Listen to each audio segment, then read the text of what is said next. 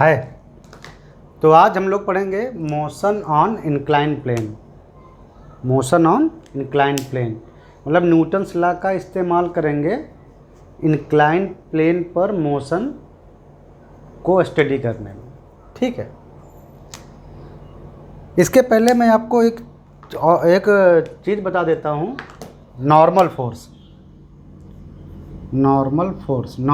आप जानते हैं। नॉर्मल फोर्स कह लो या कांटेक्ट फोर्स कह लो। नॉर्मल कांटेक्ट फोर्स ये हम आप पीछे वाले एपिसोड में हमने इसके बारे में काफ़ी स्टडी कर ही लिया है। नॉर्मल फोर्स का मतलब है कि अगर टू बॉडीज़ एक दूसरे को कांटेक्ट करती हैं तो दोनों एक दूसरे पर फोर्स अप्लाई करती हैं और ये फोर्स इक्वल होते हैं और अपोजिट डायरेक्शन में होते हैं। और ये तो आप जानते हैं ना, न्यूटन का थर्ड लॉ। और ये फोर्स हमेशा उस कांटेक्ट प्लेन पर परपेंडिकुलर होते हैं। उस कांटेक्ट आपस में जो कांटेक्ट प्लेन है उस पर परपेंडिकुलर होते हैं। कैसे?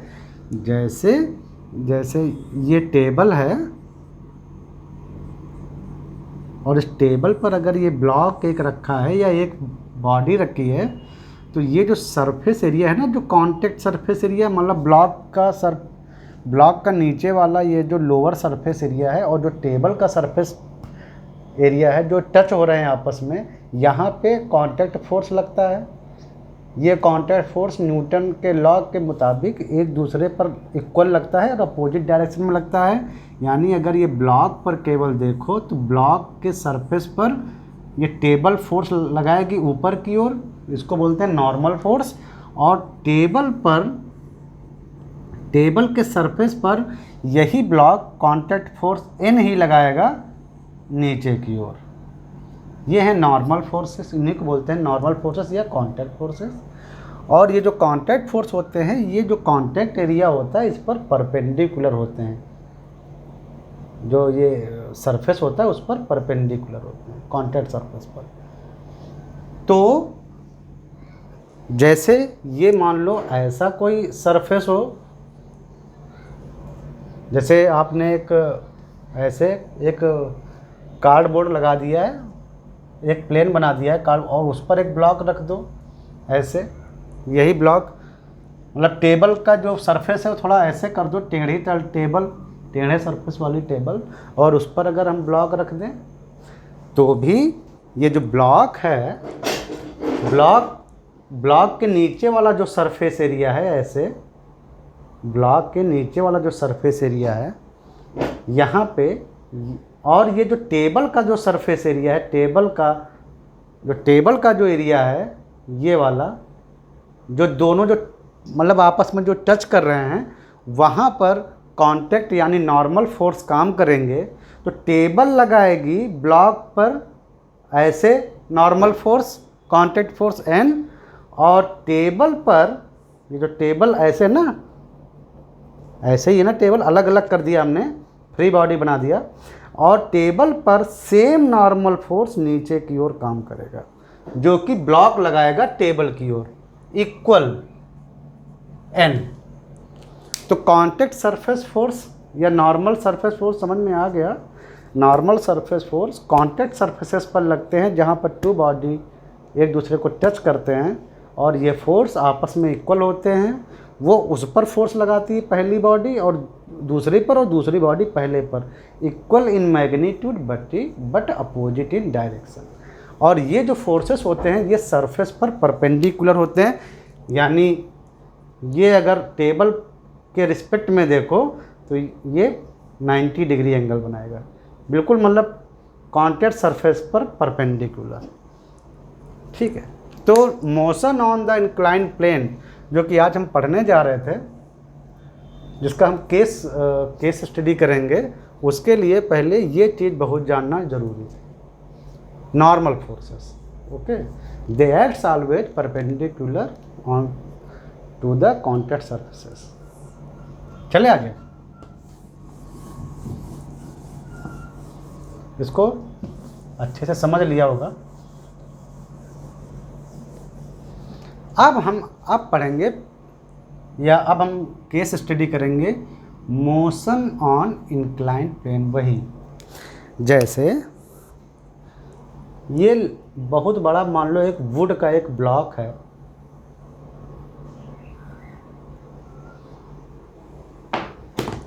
थोड़ा अच्छा बना कि नहीं बना, मान लो छोटा हो बड़ा हो, ये एक वुड का ब्लॉक है ऐसे हॉरिजॉन्टल ऐसे, और इस पर ये एक बॉडी है, एक ब्लॉक कह लो m मास का, इसका मास m है और इस ब्लॉक का मास कैपिटल M है। ठीक है,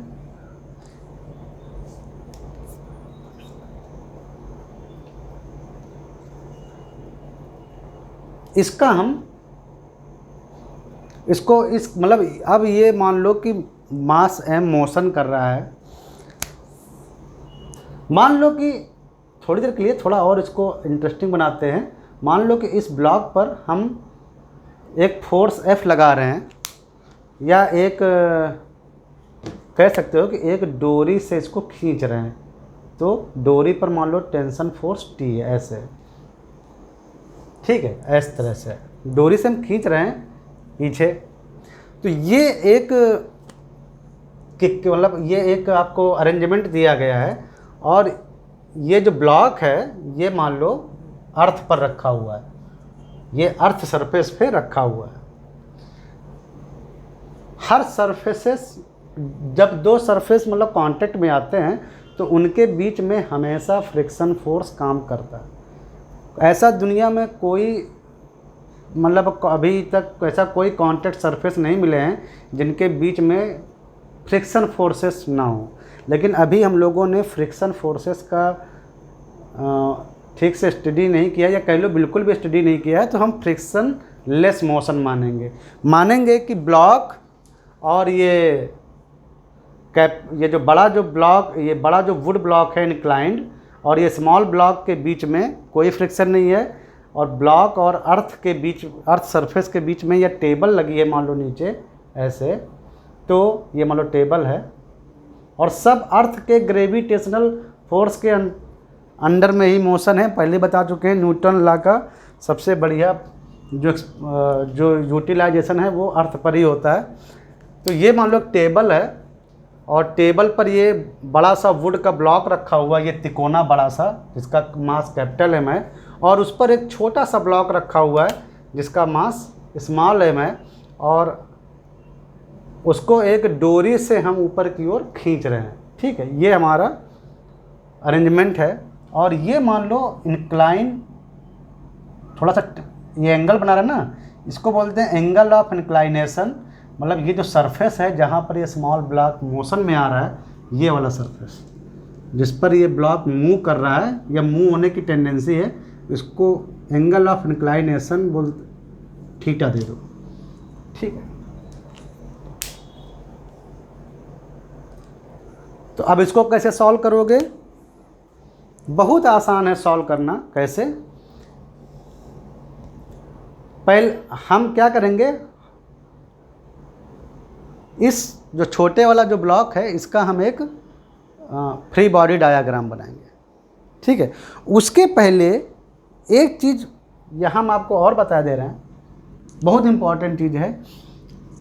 हम जानते हैं ना कि अगर कोई मास m है और वो अर्थ के अराउंड काम मतलब है या अर्थ सरफेस के पास है, तो उस मास पर हमेशा एक ग्रेविटेशनल फोर्स लगेगा, वो होता है mg, mass into gravitational acceleration, और वो बिल्कुल अर्थ की ओर होता है। ठीक है, ये तो आप जानते ही हो। अगर कोई भी बॉडी है जिसका मास m है तो उस पर अर्थ के कारण जो लगने वाला जो फोर्स है mg होता है, ग्रेविटेशनल फोर्स उस पर हमेशा काम करता है, और उस बॉडी को अर्थ की ओर खींचने का प्रयास करता है mg। ये हमेशा रहता है अगर आपकी बॉडी अर्थ के पास है। तो अर्थ नहीं रहेगी तभी जाकर भाई आपकी ये फोर्स हट सकता है, वरना दुनिया में जितने भी चीज़ें अर्थ पर हैं या अर्थ के पास हैं उस पर ये फोर्स ज़रूर लगता है mg। ये फोर्स हमेशा परपेंडिकुलर अर्थ के सेंटर की ओर लगता है, ठीक है। ग्रेविटेशनल एक्सेलरेशन जो होता है वो एक एक्सेलरेशन है, यानी वो एक वेक्टर क्वांटिटी है, उसमें डायरेक्शन होती है। तो अगर और वो डायरेक्शन जी होती है, मतलब वो डायरेक्शन -k होती है, यानी बिल्कुल अर्थ के नीचे की ओर, बिल्कुल परपेंडिकुलर, ऐसा यही मानते हैं ना कि जो ग्रेविटेशनल जो एक्सेलरेशन है उसकी डायरेक्शन बिल्कुल अर्थ की ओर होती है। ये एक वेक्टर क्वांटिटी है, तो इसको डायरेक्शन में डिसोसिएट किया जा सकता है, क्योंकि है तो आखिर ये एक्सेलरेशन ही, gravitational acceleration. Acceleration any type जो भी है वो वेक्टर क्वांटिटी होती है, उसमें डायरेक्शन होता है, तो डायरेक्शन चेंज मतलब उसकी वैल्यू चेंज। तो मान लो कि ये एंगल थीटा है और उसका एक परपेंडिकुलर ये 90 माइनस थीटा, यानी दोनों, इसे ये दोनों लाइनों के बीच में ये लाइन और ये लाइन, उनके बीच में एंगल है हमारा 90 टोटल। ये एंगल है थीटा और ये एंगल है 90 माइनस थीटा। तो जो ये ग्रेविटेशनल जो एक्सेलरेशन है जो जी, इसको अगर आप डिसोसिएट करो तो इस जगह पर आ जाए, इस तरफ आ जाएगा जी कॉस थीटा और इस डायरेक्शन में आ जाएगा जी साइन थीटा। मतलब ग्रेविटेशनल एक्सेलरेशन को परपेंडिकुलर डायरेक्शन में डिसोसिएट किया जा सकता है, क्योंकि एक्सेलरेशन खुद में एक वेक्टर क्वांटिटी है। तो जी ग्रेविटेशनल एक्सेलरेशन इधर काम करेगा, तो उसका अगर इस डायरेक्शन में देखें जो कि 90 माइनस थीटा है और इधर थीटा है, तो दोनों का एंगल डिपेंड करेगा इसके मगर दोनों के एंगल पर ये जी वैल्यू डिपेंड करेगी, तो इधर आ जाएगा जी कॉस थीटा, उधर आ जाएगा जी साइन थीटा। क्योंकि ये वेक्टर क्वांटिटी है तो उसको डायरेक्शनली डिसोसिएट किया जा सकता है। वेरी इंपॉर्टेंट कॉन्सेप्ट था। तो सिमिलरली अगर आप वहाँ पे देखो, वहाँ पे ये स्मॉल m जो मास है तो उसकी ओर देखो, तो अगर ये जो स्मॉल m था जो मास, इस पर अगर नीचे की ओर एकदम फोर्स काम करेगा उसका ग्रेविटेशनल एक्सेलरेशन के चलते, यानी gravitational force small body m, और वो इंक्लाइन प्लेन है ऐसे ऐसे ही तो है, तो यानी g का अगर डायरेक्शन ये है, थीटा एंगल ये है, तो ये आ जाएगा आपका 90 माइनस थीटा। और अगर ये परपेंडिकुलर एक डायरेक्शन ले ले सरफेस पर, तो ये एंगल आ जाएगा थीटा। तो अगर हम g को, इसी ग्रेविटेशनल एक्सेलरेशन को अगर इस तरफ देखें तो ये आ जाएगा g कॉस थीटा, और ये g cos 90 minus theta means इधर आ जाएगा g साइन थीटा। तो इसका मतलब इस बॉडी पर जो एक्सेलरेशन जो g काम करेगा, टोटल ग्रेविटेशनल एक्सेलरेशन, वो तो नीचे की ओर काम करेगा, तो इसका वेट mg तो नीचे की काम करेगा। लेकिन अगर उसी वेट को अगर आप डिसोसिएट करना चाहो तो इधर जो आएगा वो आ जाएगा g, वो डिपेंड करेगा g साइन थीटा पर, और इधर की ओर जो उसका वेट जो आएगा ग्रेविटेशनल फोर्स के कारण, वो डिपेंड करेगा g कॉस थीटा पर। यानी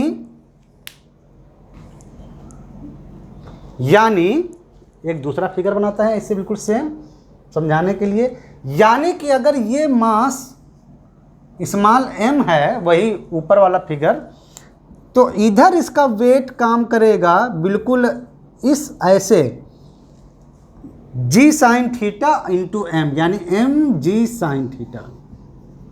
ये इस बॉडी पर या इस ब्लॉक स्मॉल m पर ग्रेविटेशनल फोर्स का जो कंपोनेंट होगा वो mg साइन थीटा इस ओर होगा, और बिल्कुल सरफेस के परपेंडिकुलर, बिल्कुल सरफेस के परपेंडिकुलर जो ग्रेविटेशनल एक्सेलरेशन है वो है g कॉस थीटा। तो इधर इसका जो वेट कंपोनेंट होगा वो होगा mg कॉस थीटा, और टोटल वेट तो बिल्कुल परपेंडिकुलर अर्थ की डायरेक्शन में mg रहेगा केवल। तो हमने देखा कि हमने ये जो mg मतलब ग्रेविटेशनल जो फोर्स है, इसको हमने दो डायरेक्शन में बांट दिया। इंक्लाइनेशन डायरेक्शन में उसका weight component mg sine theta, और बिल्कुल ये जो इंक्लाइन सरफेस है उसके परपेंडिकुलर, इस सरफेस पर परपेंडिकुलर, मतलब ये एंगल 90 एकदम, mg साइन थीटा और टोटल उसका weight mg cos theta. mg ऐसे काम करेगा, इधर mg साइन थीटा, इधर mg कॉस थीटा, परपेंडिकुलर। तो इसका मतलब कि ब्लॉक को इधर खिसकाने वाला, नीचे ले जाने वाला फोर्स कौन सा है? mg sine theta. यही फोर्स जो उसका टोटल जो ग्रेविटेशनल फोर्स था mg, उसका ये कंपोनेंट कौन सा? mg साइन थीटा, उसको नीचे की ओर खींचेगा। mg कॉस थीटा उस ब्लॉक पर, जो स्मॉल ब्लॉक है ना, ये स्मॉल m वाला, ये बॉडी ब्लॉक, इस पर फोर्स mg कॉस थीटा जो काम करेगा वो बिल्कुल इंक्लाइनेशन जो सरफेस है उसके परपेंडिकुलर काम करेगा। समझ में आया? हमने mg यानी उसके टोटल वेट को 2 पार्ट्स में डिवाइड कर दिया, डिसोसिएट कर दिया, सॉरी डिवाइड नहीं, डिसोसिएट। ये आपको क्लियर हुआ कि नहीं हुआ कि इस ब्लॉक पर टोटल वेट या टोटल ग्रेविटेशनल फोर्स जो इसका है वो काम करेगा mg बिल्कुल परपेंडिकुलर, बिल्कुल नीचे की ओर। इस तरफ उसका mg का कंपोनेंट काम करेगा mg साइन थीटा, ये, और ये जो सरफेस है, सरफेस ये वाला जो सरफेस है इंक्लाइन सरफेस, इस पर परपेंडिकुलर काम करेगा mg cos theta.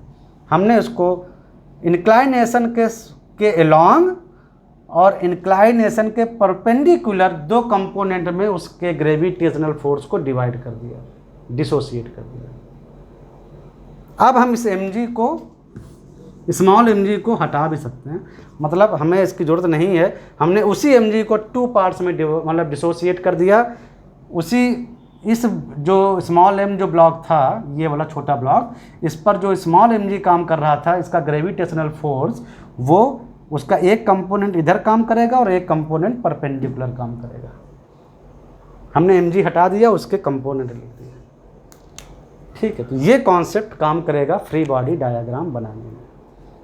Dissociation of the gravitational force along the inclined plane and perpendicular to the inclined plane।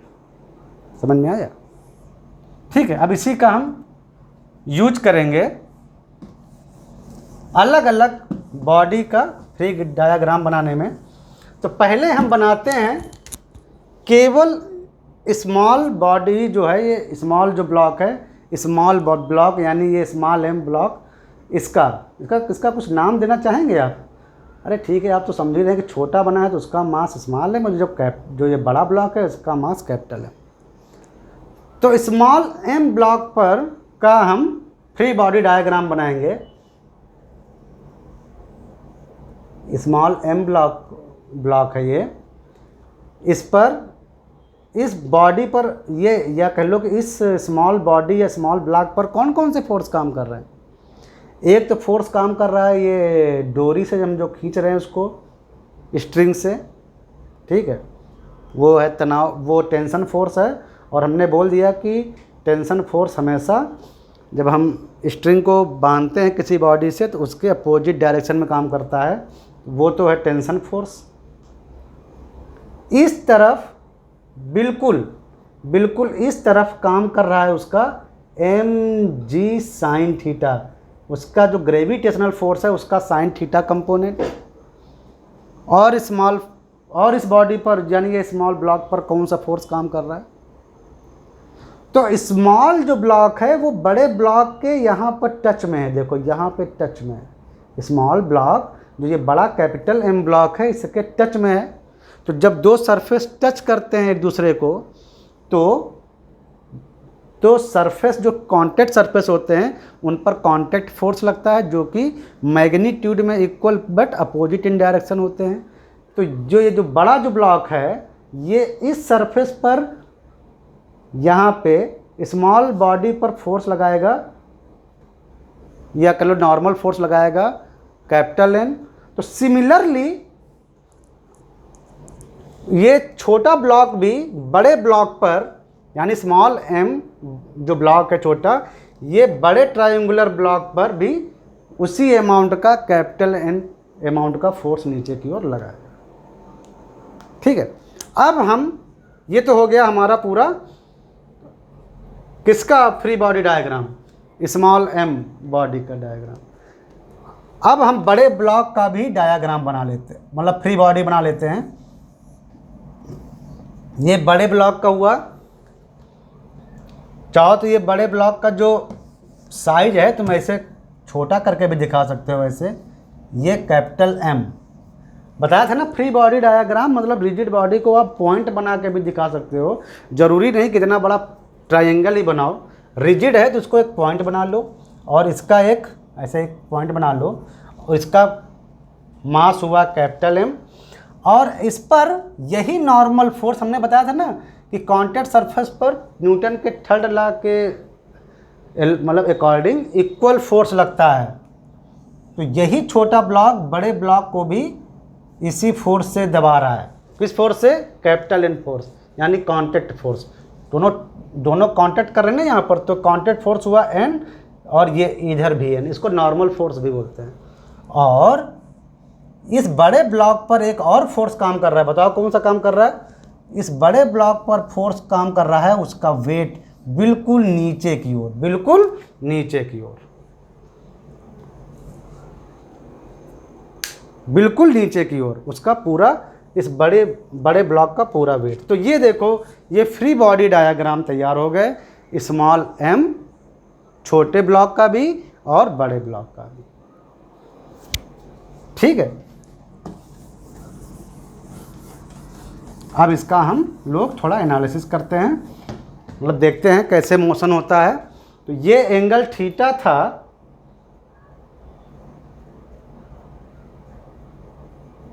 तो ये 90 माइनस थीटा था, और अगर हम इस ब्लॉक का पर एक परपेंडिकुलर लाइन खींचे तो ये एंगल थीटा था, जानते ही हैं। तो ये है वही नॉर्मल डायरेक्शन जिस ओर ये फोर्स काम कर रहे हैं।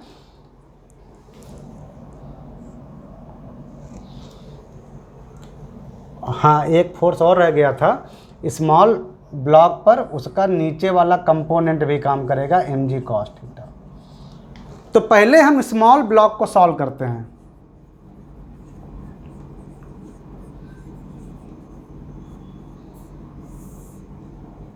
जिसका मास स्मॉल m है, इसको सॉल्व करते हैं। स्मॉल ब्लॉक को सॉल्व करो तो पहले सॉल्व करते हैं along incline plane. Along incline plane solve करते हैं तो इस पर कौन कौन से फोर्स काम कर रहे हैं? टी फोर्स अप साइड में और mg sine theta force down side में। ये नेट फोर्स काम कर रहा है। एलॉन्ग इंक्लाइन प्लेन जब हम सॉल्व करते हैं तो नेट हमारा एक्सटर्नल फोर्स यानी टोटल नेट फोर्स जो बाहरी हैं, एलॉन्ग इंक्लाइनेशन प्लेन जो इंक्लाइन प्लेन है उस पर नेट फोर्स काम कर रहा है ये। बट नेट फोर्स होता क्या है? नेट फोर्स होता है mass into acceleration. Along inclination plane acceleration, हमने पहले ही डायरेक्शन ले ली है कि हम एलॉन्ग इंक्लाइनेशन प्लेन सॉल्व कर रहे हैं ऐसे ऐसे। तो अगर ऐसे ऐसे उसका एक्सेलरेशन a है इसी प्लेन पर, तो इधर हम I बना देते हैं ताकि इंक्लाइन प्लेन पर एक्सेलरेशन। यही तो आपने पढ़ा ना न्यूटन लॉ। तो पहले तो निकाल लेंगे कि नेट फोर्स कितना है। नेट फोर्स आया इतना, ये t minus mg sine theta, और नेट फोर्स क्या होता है न्यूटन लॉ? मास इनटू एक्सेलरेशन। तो उसी स्मॉल ब्लॉक का मास यानी स्मॉल m और एक्सेलरेशन एलॉन्ग इंक्लाइन प्लेन। अब अगर ये t बड़ा है तो ये जो एक्सेलरेशन आएगा वो ऊपर की ओर आएगा, यानी ऊपर की ओर ब्लॉक पुल होगा। अगर mg साइन थीटा ये क्वांटिटी बड़ी है t से, यानी इधर वाला फोर्स, इधर वाला ये mg साइन थीटा फोर्स जो कि उसका ग्रेविटेशनल का कंपोनेंट था, अगर ये वाला इस स्ट्रिंग के टेंशन फोर्स t से बड़ा है तो यही इंक्लाइनेशन जो एक्सेलरेशन आएगा वो नीचे की ओर आएगा, यानी कि बॉडी नीचे की ओर मूव करेगी। समझ में आ गया? ठीक है। और अगर t बराबर होगा mg साइन थीटा के, तो यानी कि बॉडी मूव नहीं करेगी, बॉडी मूव नहीं करेगी क्योंकि नेट फोर्स 0 आ जाएगा, यानी बॉडी सिर्फ अपनी जगह पे रहेगी। तो ये तो आप जान गए कि एक्सेलरेशन कैसे निकाल लेंगे इंक्लाइन प्लेन पर, वो आपको मिल गया। जरा परपेंडिकुलर भी निकाल लो। पहले तो अभी तुमने पहले तो हम सॉल्व कर रहे हैं स्मॉल ब्लॉक के लिए। अब स्मॉल ब्लॉक में पहले हमने सॉल्व किया एलॉन्ग इंक्लाइन प्लेन, अब हम सॉल्व करेंगे एलॉन्ग परपेंडिकुलर प्लेन। एलॉन्ग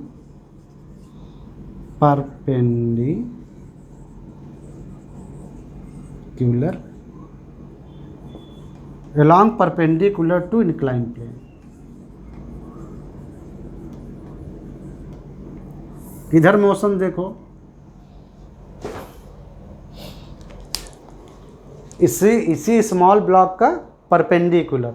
तो इस ब्लॉक पर परपेंडिकुलर डायरेक्शन में एक फोर्स काम कर रहा है जो है mg cos थीटा, ये वाला, उसका ग्रेविटेशनल फोर्स का ये कंपोनेंट mg cos थीटा नीचे की ओर। और इसी स्मॉल ब्लॉक पर कांटेक्ट फोर्स, बड़े वाले ब्लॉक का जो कांटेक्ट फोर्स है ये n,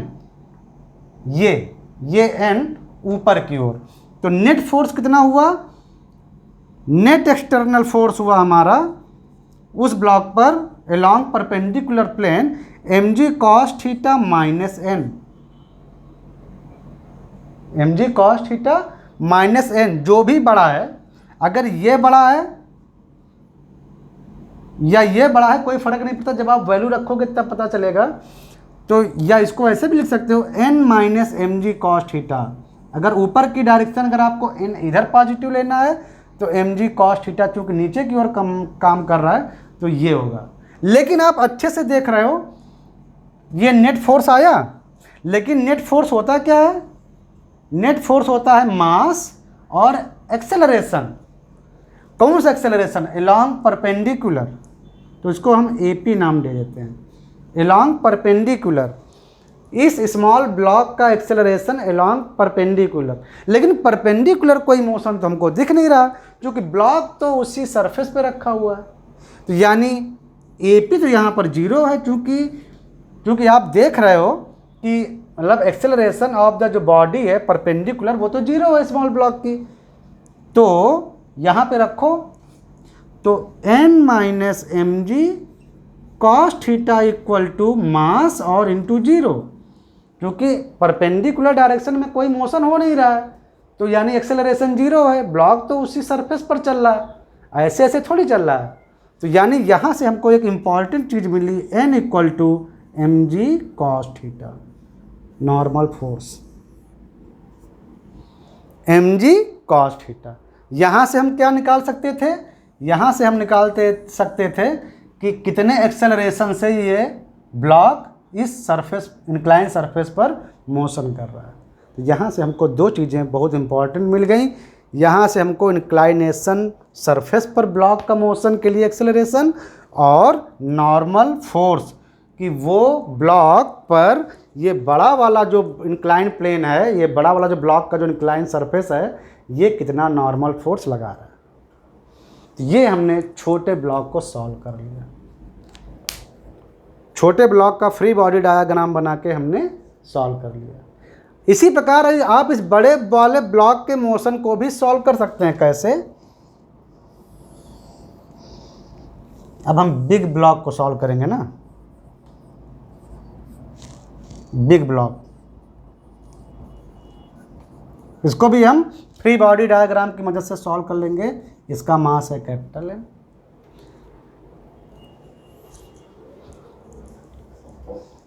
बिग ब्लॉक पर केवल दो फोर्स काम कर रहे थे, एक तो उसका ग्रेविटेशनल फोर्स जो बिल्कुल परपेंडिकुलर, और ये नॉर्मल सरफेस जो कि छोटा ब्लॉक बड़े ब्लॉक पर इक्वल फोर्स लगा रहा था, और ये एंगल कितना था? थीटा। तो अगर ये इधर n है तो इसके दो कंपोनेंट हो जाएंगे, एक इधर इधर की ओर टोटल फोर्स n लग रहा है, तो ये थीटा, तो ये 90 माइनस थीटा आ जाएगा, ये आ जाएगा आपका n साइन थीटा, और नीचे की ओर उसी n का कंपोनेंट जो नीचे की ओर जो आएगा वो आ जाएगा n कॉस थीटा।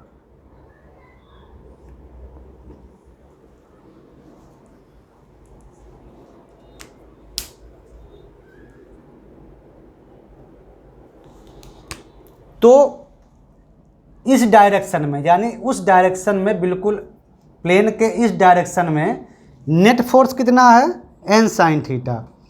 अर्थ जो टेबल है उसके इस डायरेक्शन में नेट फोर्स है n साइन थीटा, और n sine theta equal to net force कितना है, तो मास और acceleration of the big block in parallel to the table. ये जो टेबल थी ना, इसके पैरेलल यानी इस डायरेक्शन में, देखो ये n sine theta net force, उसका एक्सेलरेशन टेबल के पैरेलल यानी इस डायरेक्शन में। बड़े ब्लॉक का एक्सेलरेशन टेबल के पैरेलल, क्योंकि इस डायरेक्शन में इस बड़े ब्लॉक पर केवल एक ही फोर्स काम कर रहा है, वो है n साइन थीटा। n की वैल्यू आप यहाँ से निकाल चुके हैं, तो mg कॉस थीटा, और यहाँ पे रखिए n की जगह पर mg कॉस थीटा, और ये sine theta equal to capital M, और ये acceleration of the block along parallel to the table. तो यहाँ से आ गया पूरे ब्लॉक का acceleration mg sine theta cos theta divided by capital M। अगर फ्रिक्शन नहीं है ना, तो ये ब्लॉक भी इस एक्सेलरेशन से इधर की ओर मूव कर सकता है, इधर की ओर मूव करेगा। ये देखो नेट इधर,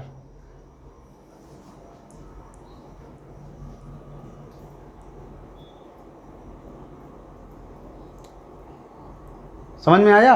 और नीचे की ओर ब्लॉक पर कितना फोर्स काम कर रहा है, बड़े वाले ब्लॉक पर, ये n कॉस थीटा, ये कंपोनेंट, और पूरे ब्लॉक का weight n cos theta plus mg, ये पूरे ब्लॉक पर नीचे की ओर फोर्स काम करेगा। आप फर्दर सॉल्व करने के लिए आपको टेबल का भी एक फ्री बॉडी डायग्राम बनेगा, जो कि अर्थ का रिएक्शन होगा, वो आप धीरे धीरे कर आप आगे भी सॉल्व कर सकते हो। तो उसको आप जब टेबल को भी कंसिडर करेंगे तो आप इसको और अच्छे से सॉल्व करेंगे, लेकिन वहाँ तक हमें जाना नहीं है। हमें जनरली जाना होता है कि ये हमारा जो स्मॉल m वाला जो छोटा जो ब्लॉक है उसका मोशन कैसा है, और छोटे ब्लॉक का मोशन हमने यहाँ सॉल्व कर लेते हैं ऐसे, और बड़े ब्लॉक का भी इस डायरेक्शन में कि अगर वो फिसल जाए टेबल पर या मोशन करे तो वो कैसा करेगा। क्योंकि इस बड़े ब्लॉक का इस डायरेक्शन में मोशन देखेंगे, क्योंकि वो टेबल पर ही रखा हुआ है या किसी बिल्कुल हॉरिजॉन्टल प्लेन पर रखा हुआ है, तो जाहिर सी बात है कि बड़े ब्लॉक का जो मोशन होगा वो ऐसे ऐसे होगा। ये जो बड़ा ब्लॉक है ना, अगर इसका भी कोई मोशन होगा तो वो इस टेबल के लॉन्ग होगा, और इसका मोशन ऐसे ऐसे होगा।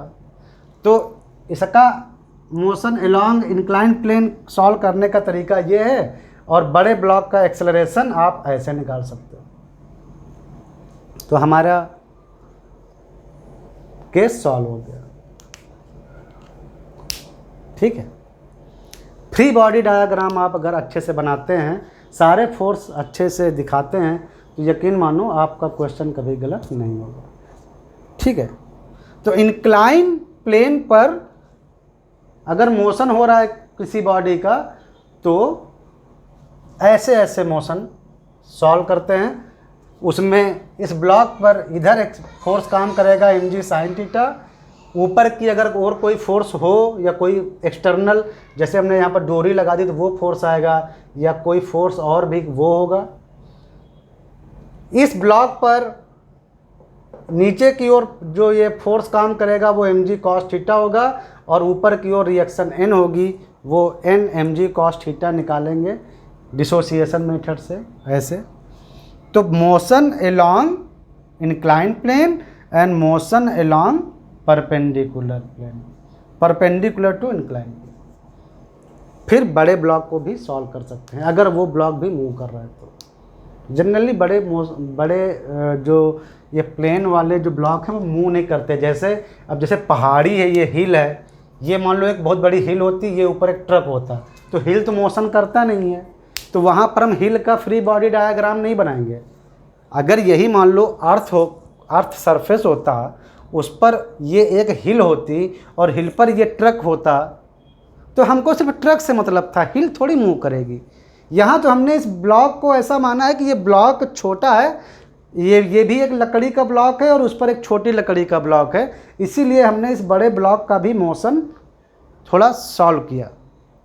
वरना बड़े ब्लॉक ज़्यादातर स्टेशनरी रहते हैं। अब हिल थोड़ी मूव करती है, ऊपर ट्रक मूव करेगा, तब हम हिल का फ्री बॉडी डायग्राम बना के उसका मोशन चेक नहीं करेंगे। ठीक है,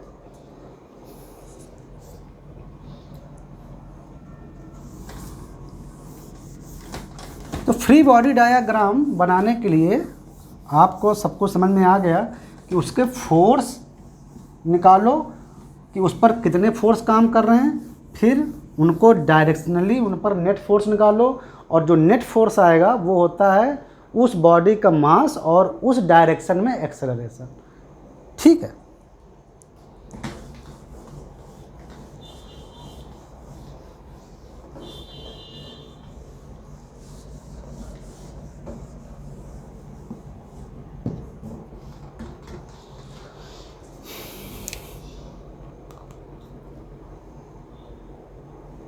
चलो फिर आगे थोड़ा सा टफ प्रॉब्लम रखेंगे।